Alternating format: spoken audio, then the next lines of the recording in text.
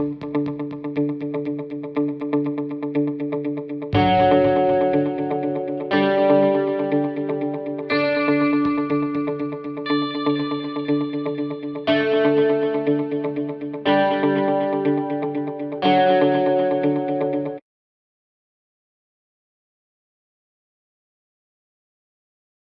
buenos días a todos y bienvenidos a una nueva entrevista en el American. Hoy estamos con Omar Bula Escobar, quien fue director de la ONU en Senegal. Trabajó para esta organización durante más de 20 años en Europa, Oriente Medio, África, América Latina. Omar tiene diferentes libros, también ha sido nombrado entre los 100 expertos en geopolítica más importantes del mundo. Omar, buenos días, gracias por acompañarnos hoy. Vanessa, muchísimas gracias. Gracias por la invitación. Te sigo mucho tu trabajo, o sea que es un placer y un honor estar contigo.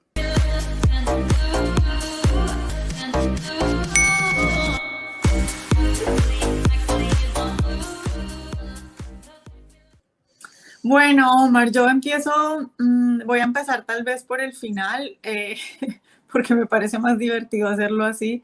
Y quisiera un poco conversar contigo y que nos cuentes desde tu punto de vista cómo es esto del COVID y el globalismo. Pero yo te cuento, por ejemplo, que acá en Washington, que es una ciudad muy liberal y muy demócrata, para mí es muy común encontrarme con gente que está con 3 vacunas, sale a la calle con 2 tapabocas y todavía me dice que ellos no van a discotecas, ni a bares, ni a reuniones muy grandes porque tienen miedo del COVID. Entonces mi pregunta es, yo a veces digo, esto ya lleva años, la gente ya se cansó, esto ya no da para más, no hay cuerda de dónde jalar. Pero luego me encuentro en la calle con alguien que honestamente me dice eso. Me pregunto, ¿esto hacia dónde va? ¿Tú qué crees que va a pasar con esto? Si tienen o no tienen de dónde jalar con esto del COVID. Pues mira, yo creo que hay varias cosas de lo que mencionas. La pregunta es muy buena, muy interesante porque he pensado en eso. Yo creo que todos pensamos cuándo habrá una masa crítica que eventualmente pueda contrarrestar todo lo que se ha hecho durante estos 2 años en términos de control desde un principio, desde los encerrones, las cuarentenas en viajes, etcétera, después con las vacunas per se, después con el pase de las vacunas. Y uno dice, hay tantas incoherencias en el propio debate de salud, ¿cierto? Y la gente las nota, y otras que simplemente pasan por encima de estas porque son más o están menos advertidas de lo que pasa más allá de la prensa que leen todos los días. Y yo sí he visto últimamente, y tal vez uno de los eventos más ilustrativos fue el de los camioneros en Canadá, que yo creo que le ha subido las esperanzas a muchísima gente, sobre todo Canadá, Australia y Nueva Zelanda, que son tan atípicos en todo este asunto, porque eran países hiperabiertos, ¿no es cierto? La gente mandaba a sus hijos a Canadá, o la gente mandaba a sus hijos de la India a Australia, porque era abierto, y de pronto, y Nueva Zelanda, super development. De pronto, ¿qué pasó acá? Debe haber muchas cosas por detrás, además que no sabemos. El hecho es que Canadá es muy simbólico en ese contexto. Entonces llegan los camioneros, después llega Elon Musk que los apoya, que no es poca cosa, ¿no es cierto? Se siente las palabras de Musk cortas, pero muy sustanciosas en el sentido de que mencionó el miedo puede hacer a la gente perder su libertad. O sea que eso tiene un impacto. Ahora, que hay gente, que hay más gente seguramente con los ojos abiertos, los hay. Que esa gente es suficiente para cambiar las cosas, sigue siendo difícil. Y de por medio están, obviamente, los medios de comunicación y las redes sociales y el monopolio de medios a nivel mundial, que es lo que los ha mantenido, lo que mantiene a esta gente. Esta gente, si se pone esas 2 máscaras y se pone esas 4 vacunas, yo he visto como tú unas cosas totalmente aterradoras. Sinceramente uno dice, por favor, ¿qué está pasando aquí? Parece que fuera la peste negra y que todos nos fuéramos a morir mañana. Pero esa gente sigue, si no pasa por encima de ese fenómeno mediático, ¿cierto? Que es el que el mainstream media es un monopolio muy poderoso, es un monopolio al que todo el mundo le hace caso todos los días, además, la gente que no está concentrada en estos asuntos, sino en su vida de todos los días y que no sabe poco de política, que lo que lee es lo poco que puede leer en un día es lo que le publican los titulares de los grandes medios de cada país. Tú sabes, en cada país, dado que es un monopolio global, en cada país esos grandes medios son los primeros que fueron cooptados. O sea que una masa crítica yo no creo. Ahora, yo sí creo que hubo una serie de reveses. Sí, ese es el plural de revés, me imagino. De reveses en el sentido de que, primero, tú puedes tener todos los planes de contingencia del mundo. El plan que ellos proponen de cambio radical en la manera en que vivimos, con su reseteo y reinicio, etcétera, puede tener todos los planes de contingencia del mundo, pero también puede subestimar muchísimas de las fuerzas que pueden desviar ese plan o ralentizarlo. Por un lado, la propia reacción de la sociedad civil, vuelvo a poner el ejemplo de los camioneros de Panamá y de las miles de marchas en Europa que no muestran los medios, pero así, miles de marchas. Y aterrador porque he hablado con gente que está viajando, una persona muy cercana que viaja entre Chicago, Miami, París, Madrid, etcétera, etcétera, y le digo, pues usted no ha visto las marchas en los medios. ¿Cuáles marchas? Los tienen los tienen en otro, no tienen ni, y como no podemos esperar que la gente que entra a las redes sociales sea la única que sepa, esto tiene que tener un efecto multiplicador mucho más asertivo, si se quiere de alguna manera. Ahora, si hay un cambio, sin duda esta gente va a seguir. El problema, por eso yo siempre soy insistente, Vanessa, en que los medios antes de todo, ¿no? En la era de esta información, lo repito mucho, pero yo creo que las cosas hay que repetirlas cuando son de suma importancia. En la era de la información es esa información la que tiene esta gente enmascarada, triple vacunada, etcétera, etcétera, y la poca información que existe para contrarrestarla. Y de alguna manera es un poco incestuoso lo que se hace en estas redes, porque todo el mundo está de acuerdo, ¿no es cierto? Entonces uno no sabe a quién está convenciendo. Obviamente, y si además uno tiene un perfil, una persona que sea, por ejemplo, petrista, yo estoy muy seguro que no me va a seguir a mí con mucha admiración, ¿no? Entonces, para que ni me sigue, ¿no? Simplemente no me sigue, sigue a los que piensan como él. Entonces, esto es una cosa muy, muy cerrada. Ahí no subestimo tampoco, y mencioné el mensaje de Musk y de todos los que tratemos de hacer algo a través de esas redes, son granos de arena, unos más grandes que otros que van contribuyendo. Esfuerzos como el de ustedes, de prensa, ¿no? Discúlpame, y no es por echar flores acá, pero se me hace fantástico lo que están haciendo ustedes ahí con el American, no sé cómo lo quieres pronunciar, si en español o en inglés, mentira. Entonces, lloro. Y la otra cosa, perdón, subestimaban obviamente la reacción de la gente. Y la otra cosa, subestimaban también la geopolítica clásica, el movimiento que hay entre Ucrania, lo que pasa entre Ucrania y Rusia ahora, ¿no es cierto? Son ya movimientos más semejantes a los que ocurrían el siglo pasado, ¿no? Cuando todo se trataba solo de tropas y de posicionamiento y de disuasión por el arma nuclear, etcétera, etcétera. Pues eso es un reminiscente, porque el asunto de la OTAN nunca se resolvió de manera explícita, tácitamente no se iba a alejar tanto, no se iba a extender tanto hacia la frontera rusa. Y por otro lado, con nuevos jugadores, la propia Rusia ya es capitalista, no comunista, ¿no es cierto? La China, que la tiene al lado, una serie de... Y el hecho de que haya un nuevo attempt o un nuevo intento de establecer un orden que nos está afectando sobre todo a nosotros, más a nosotros en América Latina. Yo creo que somos más como el Petri dish, ¿no es cierto? Como la cosita esta de vidrio para experimentar, ¿no es cierto? Por muchas razones que no voy a entrar ahora. El hecho es que de seguir así, mientras que están haciendo eso, mientras que están implementando esto a nivel de Estados Unidos, sobre todo el hemisferio occidental, también hay otras cosas que siguen aconteciendo, y no todo es lucha globalismo Estado-Nación, porque los Estados-Nación siguen siendo muy poderosos, todavía tienen raíces muy poderosas, y eso lo demuestran situaciones de geopolítica tradicional, como lo que está pasando ahora, que son luchas territoriales y de posicionamiento de poderes en el caso de Ucrania y Rusia. Esto obviamente interviene. Acuérdate que Ucrania fue un tesoro para los globalistas de Europa, fue la revolución naranja de George Soros, la que estuvo en gran parte que se dio en 2014, cuando hubo el cambio de régimen.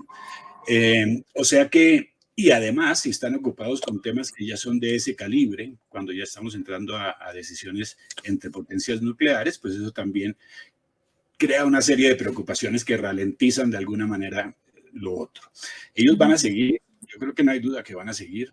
¿Cómo? Yo creo que la campaña tiene que, ellos tienen muchísimo poder. Ahora sí ha sido dented, ¿no? Sí ha sido como, sí se ha resquebrajado un poco, yo creo, y sigue habiendo esperanza. Yo pensaba en eso hoy, te lo decía, pensaba cuando estaba en la calle y decía, Dios mío, nunca hay que perder la esperanza, porque uno a veces, efectivamente, yo creo que eso es muy humano, en un momento dado, cuando hay algo a su favor, lo magnifica sin darse cuenta hasta que cae en cuenta de que tal vez no era tal o era más. No sé.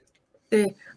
Omar, ¿cómo ves, cómo analizas tú lo que ha pasado y lo que apenas nos estamos enterando, porque en realidad no sabemos todavía en realidad lo que pasó, lo que ocurrió, digamos, devolvámonos a inicios del COVID, cuando la OMS miente, cuando Fauci miente, cuando tenemos a grandes organismos a nivel internacional, no es que no es solo ocultando la verdad, sino ayudando a los criminales y permitiendo, y eso siendo uno inocente, digamos, benevolente con lo que pudo haber pasado, permitiendo con un descuido que el virus salga y pase todo esto que ha pasado, y hasta el día de hoy es que no sabemos muchas cosas y no hay nadie, es decir, Fauci sigue ahí, no hay nadie en la OMS que haya pedido perdón o que haya retirado de su puesto. ¿Qué nos muestra esto? ¿Qué tanto poder tienen estas organizaciones? Y algo que a mí me preocupa es cómo es posible que no haya pasado nada después de todo esto. Sí, mira, yo curiosamente cuando comenzaba el virus, como al mes que nos pusieron las mascarillas, yo ya mandé un mensaje diciendo cuidado con nuestras libertades individuales. Y dije, bueno, esto está como raro, toda esta cuestión al principio, porque ya los que teníamos cierta curiosidad miramos la verdadera tasa de mortalidad del virus, ¿cierto? Superior menor al 1%, 0.23%. Veíamos también el hecho de que era el periodo preelectoral y la necesidad de alguna manera de irrumpir en el statu quo que mantenía Trump en un país que estaba creciendo económicamente y él básicamente disrumpiendo o disturbing, sí, irrumpiendo en los planes de estos globalistas que los había interrumpido, porque eso comenzó más o menos o con fuerza en el gobierno Obama, se esperaba que fuera Hillary, fue Trump, les dañó el paseo, lo sacaron y ahora tenemos al señor Biden. Volviendo entonces a ese punto, cuando esto comenzó, vi lo de Taiwán y lo vi antes de que anunciaran el COVID, y eso fue muy curioso. Hay una cosa que tal vez conoces, la sincronía de Carl Jung, yo creo que eso fue sincrónico. Alguien me dijo, mire esto antes, y dije, un virus, pero así, fue una cosa increíble. Y entonces, después ya anuncian el virus. Ese video mostraba, para los que no lo conocen, al director regional de Naciones Unidas de la OMS en Asia, si no me equivoco, era el director de Asia, que en el momento en que los taiwaneses tratan o que una periodista japonesa, trata de involucrar a China en el hecho de que no le hayan hecho caso a Taiwán por su política separatista, etcétera, etcétera, ya había alertas y se creaban alertas muy, muy grandes. Ahora, otra cosa que pasó en esa época, y qué bueno contártelo porque siempre, y no voy a tratar de buscarlo otra vez, por ahí debe estar, un video de una persona muy conocedora de todo lo que tiene que ver con el gain of function, ¿no es cierto? Con la ganancia de función, ¿no? Que es, para los que no saben y de manera muy laica y muy mortal, lo describo como un virus que es empoderado, ¿no es cierto? Que aumenta su capacidad de contaminar y capacidad de matar en algunos casos. Es decir, jugar con los virus y sobre todo en este caso con los coronavirus. Esta persona sacó este concepto de gain of function al principio, a los pocos días, eso fue al comienzo, le borraron su video, después me lo mandaron por otro lado, por eso lo quiero buscar. Y siempre dije esto porque después se supo entonces que había sido prohibido prohibida. La investigación en ese sentido había sido prohibida por ley en los Estados Unidos. Sin embargo, durante el gobierno Obama se enviaron más de $3,5 millones con Fauci a la cabeza del NIH, del organismo de salud,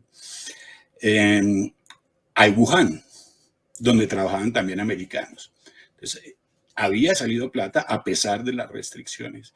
Y fue en Wuhan, sin duda alguna, y yo creo que ya hay evidencia más que vasta y que lo confirma, ¿no es cierto?, para aquellos que la buscan, ¿no es cierto? Y como tú dices, ¿por qué siguen así? Porque por el mismo problema que hablábamos antes, los medios, ¿no? Los medios nunca van a hablar mal de Fauci, el problema mediático es espantoso realmente, ¿no? Entonces, ese gain of function es muy preocupante. Entonces, independientemente de que se haya soltado sin culpa, si no hubiera ningún tipo de propósito real de hacer daño, o si lo hubiera, porque ahí está el papel de China, que también es una especie de caja negra, no sabe qué pasa allá, no saben. Acuérdate, China al principio era una cantidad de astronautas en las calles lavando calles. Acuérdense de las imágenes del principio. Era una cosa, una distopía, pues, básicamente. O sea que el papel de China no está muy claro todavía. El papel político de China, además, ahora ha sido fortalecido con la llegada de Biden al poder. Y eso hace que la prensa definitivamente siga mostrando solo un lado. Tú debes haber visto por ahí de la moneda. Yo no sé, me imagino que has visto por ahí cantidades de artículos, y de quiénes, de Reuters, de Agence France Presse, de Associated Press, de EFE, ¿no? Los grandes, ¿no es cierto? Publicando el hecho del mito del fraude en las elecciones de Estados Unidos. Pero porque ellos tratan de que eso se quede, no hay que desmitificar un fraude que realmente, a mi modo de ver, fue prácticamente evidente. Ahora, a ese punto se llega, el nivel yo no diría de censura, de sesgo descarado de la información, comenzando por las redes y cómo callan a los médicos, etcétera, etcétera. Eso no ha permitido definitivamente que avancemos en ese tema. Me preguntaste algo más de lo del origen. De la ONU, perdón, sí, excusa. Es que se me estaba yendo por allá por otro lado. Mira, la cuestión de la ONU y la OMS entonces. Yo trabajé 20 años con las Naciones Unidas, en unas Naciones Unidas que comencé en los años, en el 89 y terminé en el 2010, más o menos 2011. Las instituciones son como las personas cambian, las instituciones cambian y los contextos históricos cambian. La ONU del siglo pasado, la de posguerra, la ONU joven, la que reemplaza a la Sociedad de Naciones y trata de crear un ámbito multilateral más equilibrado, para algunos obviamente era más de tinte occidental, no tiene que ver nada con la ONU de hoy, porque también las fuerzas han cambiado. En esa época la China no era poderosa, en esa época existía la Unión Soviética, obviamente, no había la multipolaridad que hay hoy, la India no había crecido tanto, el mundo cambió, ¿no es cierto? No había narcosocialismo en América Latina, no había toda una serie de fenómenos. Entonces, las instituciones son lo que sus miembros deciden, ¿no es cierto? Y lo vi muy de cerca en Roma, en la Junta Política, pues, del Programa Mundial de Alimentos, donde estuve 2 años de secretario y veía toda la dinámica que había entre todos estos donantes, embajadores, etcétera. Y obviamente cada uno está representando su agenda. Vimos como la OEA, en un momento dado, otra organización multilateral, en la época en que estaban Dilma, Correa, Evo, todos montados en el poder, la OEA era prácticamente prochavista. Eso cambió con Trump después. Entonces los contextos cambian y las organizaciones cambian, para hacerlo más sencillo. Ahora, muy criticada por su burocracia, muy criticada por ser un enorme elefante, y gran parte de razón en eso. Hay maneras de hacer cosas más eficientes en la ONU, pero de alguna manera los que aprovecharon esas organizaciones multilaterales fueron los grandes capitalistas, ¿no es cierto? Las corporaciones multinacionales, con un instrumento muy inteligente, que son sus ONGs. La ONG que tiene en principio, esta imagen de non-profit, ¿no? De no lucro y de ayudar y de llenar los espacios o los vacíos de gobernanza, estas ONGs hoy en día son básicamente las que dirigen la política y además de financiar muchas de estas organizaciones internacionales, casi todas y todas las más importantes. Cuando tú ves, la OMS tiene como segundo financiador la ONG de Bill and Melinda Gates. Entonces, no es que una ONG esté en la ONU, no, es que Bill Gates está en la ONU a través de su ONG. Lo mismo ves con Open Society Foundations and United Nations Against Drugs and Crime, contra las drogas y el crimen, ni hablar de todas las instituciones de derechos humanos. El multilateralismo falló. Y estas fallas del multilateralismo permitieron esta entrada de influencias que vienen de un sector muy poderoso, el más poderoso del planeta, que es el de los grandes capitales, que ahora se sientan en Davos y en WEF.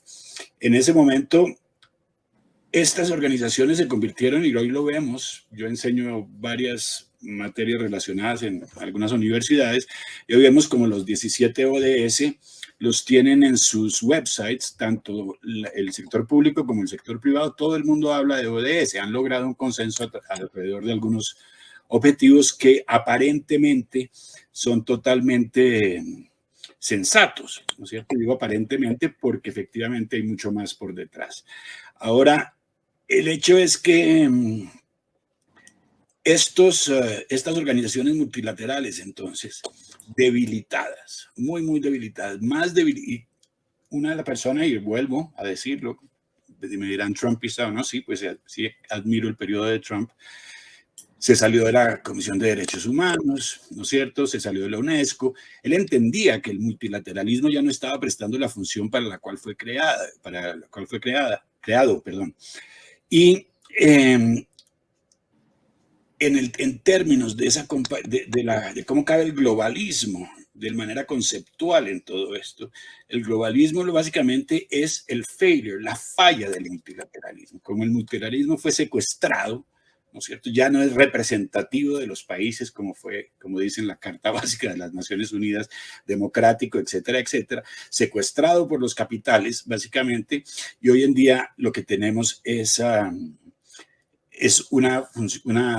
una función prácticamente secundaria, ya que se encuentran en Davos, ¿no es cierto?, con tanto los jefes de gobierno como las Naciones Unidas, como todos los multilaterales, y se concentran en una sola agenda, que es el globalismo. Yo creo que el globalismo, que dicen, perdóname el monólogo, pero que el argumento básico siendo problemas globales, soluciones globales, pero es que las soluciones globales se hubieran podido dar en una estructura multilateral eficiente, ¿no? Se la tiraron. Entonces ahora lo que quieren es utilizarla para establecer este gobierno efectivamente sin fronteras, global y lo más preocupante, obviamente, digital. Omar, rápidamente digamos, terminar el tema del COVID y esto del globalismo, un poco preguntarte en resumen, ¿tú quiénes crees que ganaron y quiénes crees que perdieron? Porque para mí esto de nuevo a veces es un poco confuso porque me pasa, claro, lo que tú decías, que a veces uno ve ciertos brotes de gente reaccionando y dice, bueno, tal vez esto sirvió para que la gente se diera cuenta de ciertas cosas y ya no confiaran en la OMS o que ya entendieran lo importante que es la libertad, pero luego es el otro lado y no puedes medir porque además, de nuevo, también lo que tú decías de los medios de comunicación, tú ves que estás en un mundo en el que uno puede ver blancos y ve un canal, pero puede ver negros y ve, bueno, acá en Estados Unidos por lo menos, por ejemplo, hay Fox en la televisión. En otros países no hay un Fox, pero a veces no sabes cuál es la realidad, no sabes qué es lo que piensa la mayoría, pero un poco tú qué crees que ganaron los que están de ese lado, los que impulsaron todo este miedo y este terror, y que pudimos haber ganado nosotros, o si en realidad perdimos y todavía no hemos ganado nada acá. Yo sí creo que se les está complicando un poquito la cosa. Insisto que tienen todos los recursos y la capacidad del mundo para seguir con su plan, pero también hay límites a lo que pueden hacer, y esos límites, como te mencioné, obstáculos como la reacción de la sociedad propiamente o los otros problemas de índole más tradicional. Ahora, yo creo que si perdimos o no perdimos, yo creo que esa parte dentro de ese grupo social como obstáculo, afortunadamente, hay ciertas personas generalmente un poco más curiosas intelectualmente que no aguantan el absurdo por tanto tiempo, ¿no? Cuando a ti te dicen las cosas esas que repiten tanto en las redes, bueno, si usted está vacunado, ¿por qué me tiene miedo si yo no estoy vacunado? Una cantidad de cosas de sentido común que surgen y que la gente, bueno, eso no hace mucho sentido, porque el pasaporte, si a pesar de estar vacunado le da a uno COVID, ¿cómo sabe uno que le dio menos fuerte? Porque la gente dice, me dio menos fuerte, ¿y cómo sabían cuán fuerte les iba a dar? Entonces dicen, además, que el indicador son las hospitalizaciones, ¿no? Eso es lo que utilizan. Dicen, no, es que la prueba son las hospitalizaciones. Pues no, las hospitalizaciones son prueba de las personas que tenían ciertas condiciones prealables, anteriores, ¿no es cierto? Obesidad, alta tensión, diabetes, etcétera. Ellos fueron los que tal vez tuvieron esa ventaja, y en ese sentido diría, bueno, que bueno, si la vacuna les ayudó, no se sabrá realmente si fue la vacuna o no por su porcentaje de eficacia declarado, entre 40 y 60%. Ahora, y toda la gente asintomática, que es la gran mayoría, la enorme mayoría, ahora que se sabe que la inmunidad natural, que la propia CDC lo dijo, dicen que metió la pata, pero lo dijo, ¿no es cierto? El Centro de Disease Control en Estados Unidos, dice la inmunidad natural, eso está escrito, fue 6 veces más efectiva que la vacuna para parar la variante Delta. Entonces todo el mundo dice la inmunidad natural. Entonces básicamente quien no se había vacunado ya con su inmunidad natural luchó contra el COVID, pero la inmunidad natural la dejaron de última en todo este paseo. Entonces yo creo que ese sentido común o esa incoherencia, esa falta de sentido común, poco a poco va cogiendo personas un poco más críticas, que está diciendo esto ya está muy lejos. Y ahí tenemos el ejemplo que mencionamos de Musk con los camioneros canadienses. Personas con más influencia, poco a poco se van oponiendo. Como se ha politizado tanto en Estados Unidos, tenemos siempre a los mismos, a Rand Paul, etcétera, etcétera, luchando contra Fauci. Pero sí estamos viendo en varios países, sobre todo los países europeos, en estos menos, porque como tú misma dijiste, aquí no hay realmente resquicios para la información que pueda diferir de la de los grandes medios. Entonces, la batalla va a seguir, Ahora yo creo que a medida que sigue la batalla, la credibilidad se va a derrumbar poco a poco. Y lo vimos con el Omicron, y lo vemos también en muchas manifestaciones en muchos países, en los grandes partidos de fútbol americano, esos estadios que no cabe una persona y no hay una máscara, ¿no es cierto? Además, tan politizada está la cosa que hay países que se vieron obligados ya por razones políticas, como Gran Bretaña, en quitar las restricciones. Ahí ves tú, esos son falterings, ¿no es cierto? Se están haciendo un poco zancadillas, porque también homogenizar es muy difícil, y con la otra grande subestimación, que es vacunar al África. Vacunar al África es una cosa excesivamente difícil. No sé si creían que de un momento a otro iban a vacunar al mundo. Eso no es tan fácil, no solo los que se oponen, sino que en la propia África ha llegado 1% de las vacunas necesarias. 1% ha llegado al África después de todo este tiempo. O sea que hay muchos obstáculos, pero yo no pierdo la esperanza. ¿Quién perdió? ¿Quién ganó? Siempre hemos estado perdiendo nosotros en esto. Hemos perdido libertades, hemos perdido opiniones porque las censuran, hemos perdido amistades porque nos han dividido. Solo estamos perdiendo. Qué pena. Ganando no estamos, definitivamente, muy desafortunadamente. Dentro de la guerra misma, pues tal vez hemos ganado un poquito de terreno.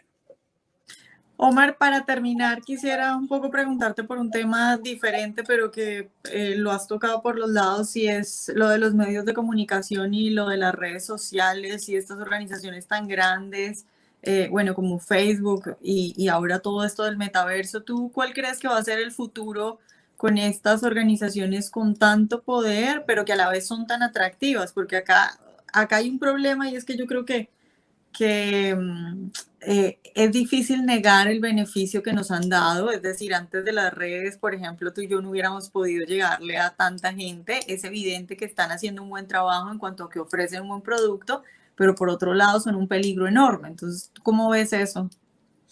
Pues mira, sí, desafortunadamente, inclusive su creación fue proveniente del sector público, irónicamente. Los que crearon todas estas touchscreens y toda la internet, etcétera, fueron las agencias del gobierno americano de investigación, etcétera, que tenían ese objetivo magnánimo, ¿no es cierto? Y equitativo, que es un arma o un instrumento, una herramienta que podría efectivamente sacar el mundo adelante de muchas maneras. Desafortunadamente se politizaron, ¿no es cierto? Y crecieron de tal manera que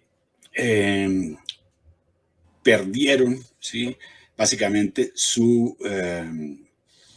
neutralidad. Uno no dice que toda la prensa, uno no puede decir que la prensa puede ser perfectamente neutral, pero en este caso se recostaron básicamente hacia un lado de manera muy, muy clara, al punto de haber, en el caso de Twitter, prohibido la entrada del presidente de los Estados Unidos. Esto muestra que una red como Twitter pueda cerrar la cuenta al presidente de los Estados Unidos es muy indicativo del poder real que tienen estas corporaciones multinacionales que son dueñas de los medios, ¿no?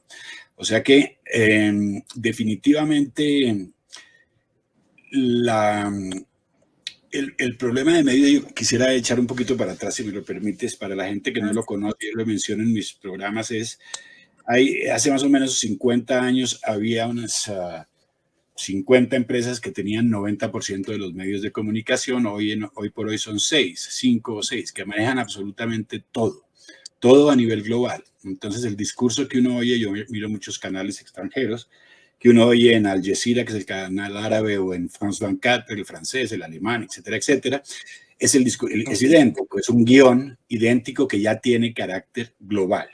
Además de otras coincidencias, inclusive dentro de los Estados Unidos, donde todos los noticieros repiten lo mismo. Lo que hay que entender es que la prensa siempre ha sido un instrumento, y la información siempre ha sido un instrumento político. En este momento se le añade una cosa: la tecnología de la información y la cantidad de cosas que se pueden hacer con la información a través de algoritmos, psicólogos sociales, ¿no es cierto?, manejo de masas, que ni siquiera lo vemos. Es totalmente invisible para nosotros, pero que está permanentemente ahí, a un nivel de sofisticación impresionante realmente, que es el que cambia opiniones, que es el que mantiene a la gente con máscaras, que es el que mantiene a la gente asustada, ¿no es cierto? Todo es a través de ellos que pasa todo esto. Ahora, en términos de América Latina, todos los medios de comunicación, ¿no es cierto? Y cuando yo digo los grandes medios, estamos hablando del O Globo en Brasil, Clarín de Argentina, El Comercio en Perú, El Tiempo, El Espectador en Colombia, esos medios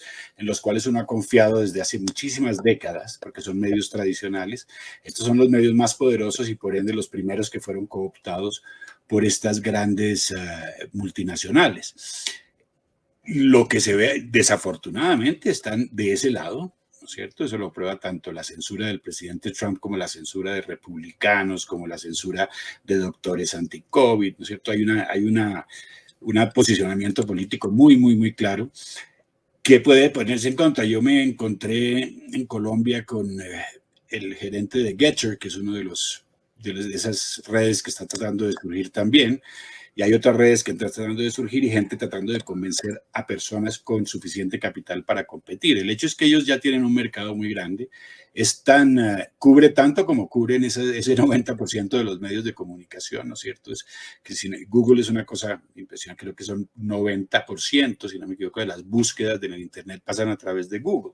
Es un poder muy, muy, muy, muy, muy grande. O sea que ese es para mí nuestro primer enemigo, ¿no es cierto? En el momento en que la información, yo no diría palabras tan románticas como se democratiza, ¿no? Por lo menos que le muestren a uno todo lo que está pasando, ¿cierto? Pues uno puede tener alguna reacción un poco más sensata de parte de mucha gente. Sí, Omar, ya para terminar, esta sí la última pregunta, pero obviamente quisiera preguntarte sobre Colombia. ¿Cómo ves lo que está pasando con Petro? ¿Cómo evalúas a Oscar Iván Zuluaga? ¿Qué crees que va a pasar en las elecciones? Mira, yo me meto un poco en política, me meto en la política colombiana en la medida en que está relacionada con lo que pasa por fuera de Colombia, pongámoslo así de manera diplomática. A mí me preocupa, primero que toda esa ignorancia. La ignorancia que hay sobre el globalismo es aterradora. Mira, mañana voy a poner el ejemplo en otra entrevista que tal vez vas a escuchar con Fernando Londoño. Es como el hielo de Macondo. Cuando llegó el hielo nadie sabía quién era esa cosa rara, qué era esa cosa rara. Y por ahí leí un poquito, y por ahí leí un extracto y que le puso la mano encima a Aureliano, creo. Y le dolía, pero al mismo tiempo lo emocionaba, ¿no? No sé, yo no me acuerdo. El hecho es que esto está como el hielo de Macondo. Aquí nadie sabe qué es globalismo. Y si les muestran el globalismo y en esa vaina que es, pues el globalismo lo están discutiendo desde hace 3 décadas o más, ¿no es cierto? El globalismo viene con mucha fuerza, como mencioné, sobre todo desde el 2010, 2008, Barack Obama, etcétera, dos periodos de gobierno.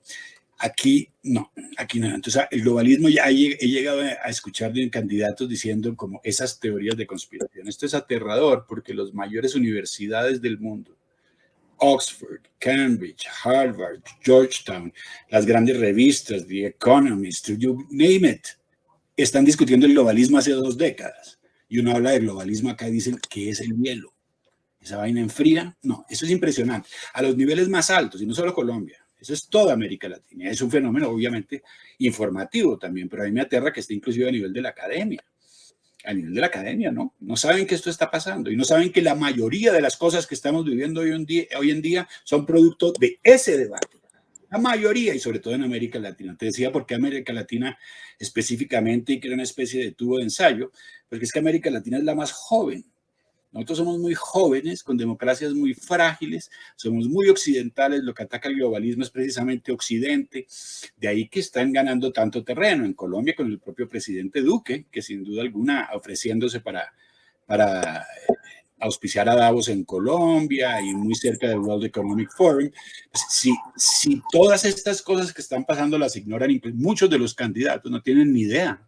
Te lo puedo asegurar, lo digo porque lo sé, no tienen ni idea de lo que está pasando, ni idea que los migrantes están en Colombia a causa del plan de migración, que es un instrumento globalista, ni idea que la droga no ha podido ser combatida porque hay intereses globalistas detrás del negocio de la droga, ni idea, mejor dicho, de por qué están cambiando, por qué sí, porque mira, cuando tú coges el acuerdo de paz, yo lo he dicho algunas veces, yo no estaba muy metido en todo esto, pero en el acuerdo de paz en un momento dado sale de la calle y dice, uno no nace hombre ni mujer.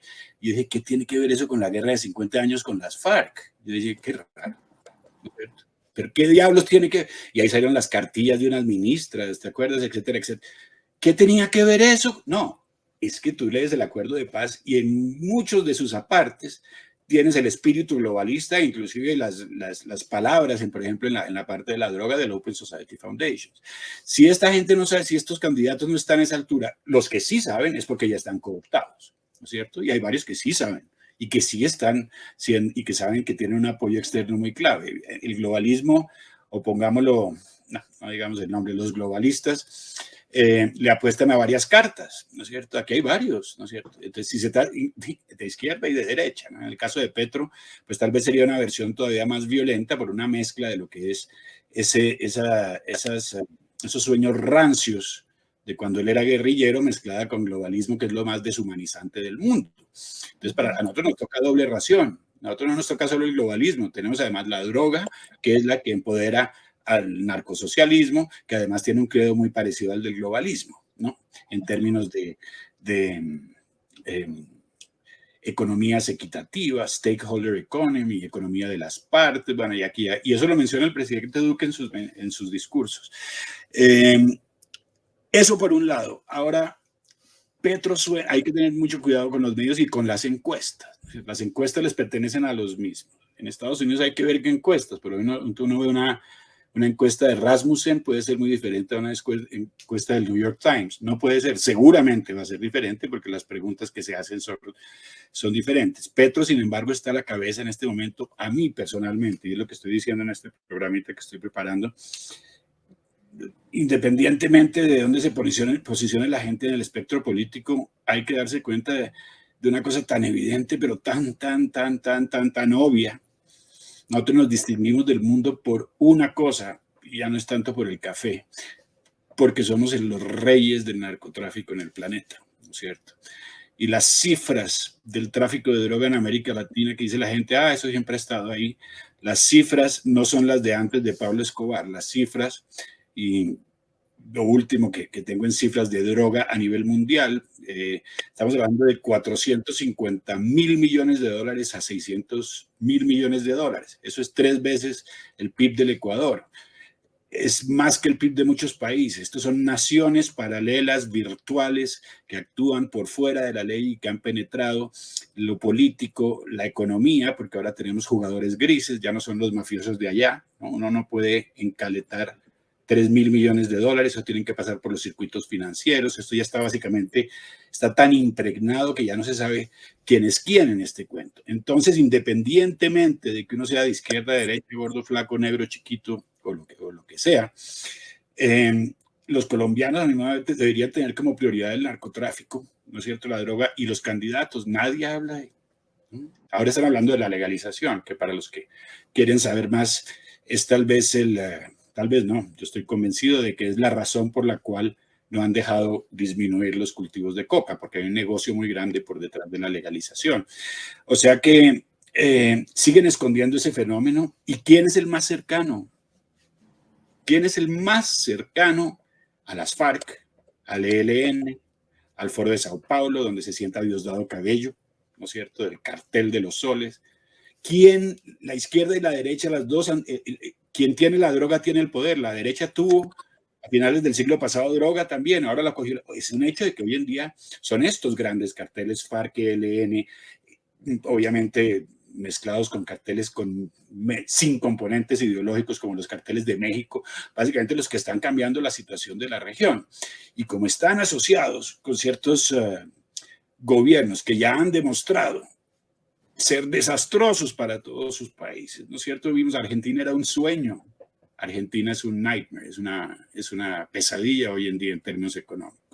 Venezuela no era un sueño, Venezuela era una película de James Bond muy vieja con Sean Connery, donde dicen cómo quiere que le pague, en bolívares venezolanos o en dólares. Imagínate cómo era de valioso en bolívar venezolano. Entonces, como me preguntaba esta persona de Miami, con esa vitrina de Venezuela, ¿por qué cree usted que la gente sigue creyendo? Y le dije, yo no sé si la gente sigue creyendo. Son todas estas platas mafiosas que intervienen en las elecciones, en los aparatos electorales, además aliadas con estas fuerzas globalistas que también han intervenido a través de toda su maquinaria en los procesos democráticos electorales, los que preocupan. Ahora Petro se me hace una alarma. A mí se me hace que Petro es básicamente Hugo Chávez con esteroides y esto se me hace gravísimo. Bueno, pues Omar, muchísimas gracias por habernos acompañado hoy. Con mucho gusto, Vanessa.